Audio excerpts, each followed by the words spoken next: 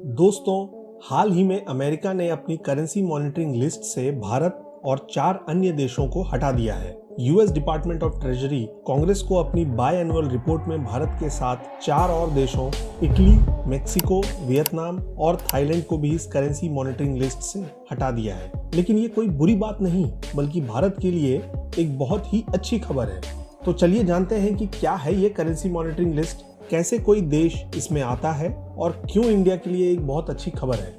तो सबसे पहले तो ये जानते हैं कि करेंसी मॉनिटरिंग लिस्ट आखिर है क्या। देखिए दोस्तों, यूएस ने ये करेंसी मॉनिटरिंग लिस्ट को मेजर यूएस ट्रेडिंग पार्टनर्स की करेंसी प्रैक्टिसेस और मैक्रो इकोनॉमिक पॉलिसीज पर नजर रखने के लिए बनाया है। और जो भी कंट्री इस लिस्ट में होती है उसे करेंसी मैनिपुलेटर कहा जाता है। करेंसी मैनिपुलेटर से मतलब ऐसी कंट्री या इकोनॉमी से है जो उसके साथ व्यापार में फायदे में रहने के लिए अपनी करेंसी की वैल्यू कम कर लेती है, जिससे उसे एक्सपोर्ट में फायदा हो।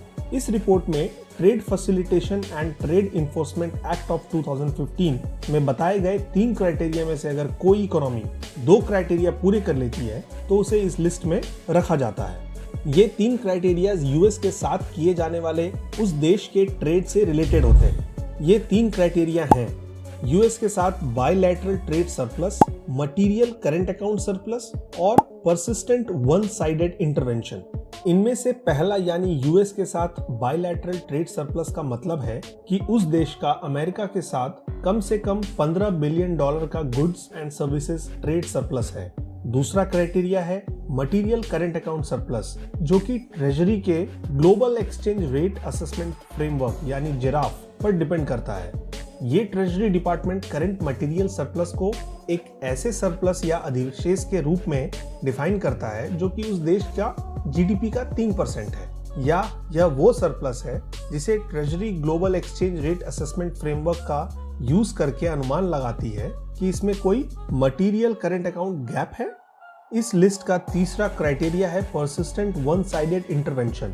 इसमें ट्रेजरी उसे देश के कम से कम 8 में फॉरेन करेंसी की शुद्ध खरीद का आकलन करता है। यह शुद्ध खरीद 12 महीनों में अर्थव्यवस्था के जीडीपी का कम से कम 2% है। इस तरह जो भी देश ये तीनों क्राइटेरिया पूरे कर लेता है उन्हें इस लिस्ट में डाल दिया जाता है और वो कम से कम लगातार 2 रिपोर्ट तक उसमें बने रहते हैं, ताकि ट्रेजरी को यह सुनिश्चित करने में मदद मिल सके कि उस देश की परफॉर्मेंस में चेंजेस लॉन्ग टर्म है, ना कि टेम्पररी कारणों की वजह से। ट्रेजरी डिपार्टमेंट ने अपनी रिपोर्ट में यह भी असेसमेंट किया है कि क्या इन ट्रेड करने वाले देशों ने इंटरनेशनल ट्रेड को एक कॉम्पिटिटिव एडवांटेज लेने के लिए और effective balance of payment adjustments को रोकने के लिए कहीं अपनी करेंसी को एक्सचेंज रेट के अकॉर्डिंग मैनिपुलेट तो नहीं किया है। अपनी करेंसी की वैल्यू घटाकर ये देश यूएस के साथ ट्रेड में फायदे में रह सकते हैं। अब क्योंकि भारत इस लिस्ट में नहीं है, मतलब भारत का ऐसा कुछ करने की जरूरत ही नहीं है। वैसे जो भी देश इस लिस्ट में हैं उनमें चीन, Korea, Japan, Germany, Singapore, Taiwan और मलेशिया है।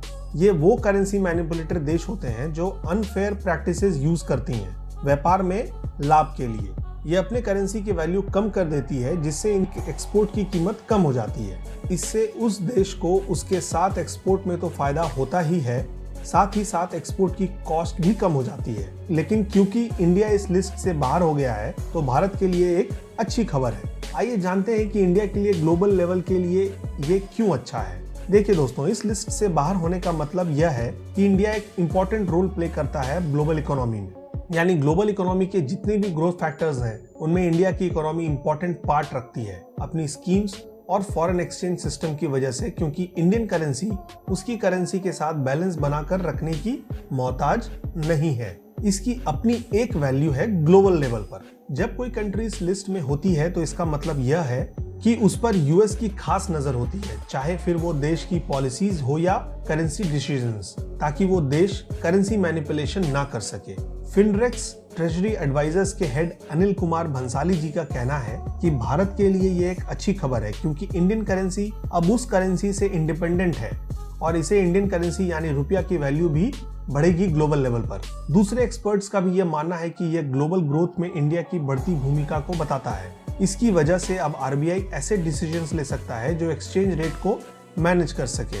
पहले अगर आरबीआई ऐसे डिसीजंस लेता था तो उसे करेंसी मैनिपुलेटर टैग कर दिया जाता था, जो इंडिया के इंटरनेशनल ट्रेड के लिए अच्छा साइन नहीं था। यह इंडियन मार्केट के लिए एक विन विन सिचुएशन है और देखा जाए तो ऐसा हो भी रहा है। आप देख ही रहे हैं कि पिछले कुछ दिनों से इंडिया की स्टॉक मार्केट भी बढ़ रही है। अगर आपको इस टॉपिक पर और भी डिटेल वीडियो चाहिए तो हमें कमेंट में जरूर बताएं, हम उस पर भी वीडियो बना देंगे। अगर वीडियो से आपको कोई वैल्यू मिली हो तो इसे लाइक और शेयर जरूर करें और चैनल को सब्सक्राइब करना ना भूलें। और हाँ दोस्तों, बेल आइकन को प्रेस करना ना भूलें ताकि आपको नए वीडियोस का नोटिफिकेशंस मिलता रहे। Thank you.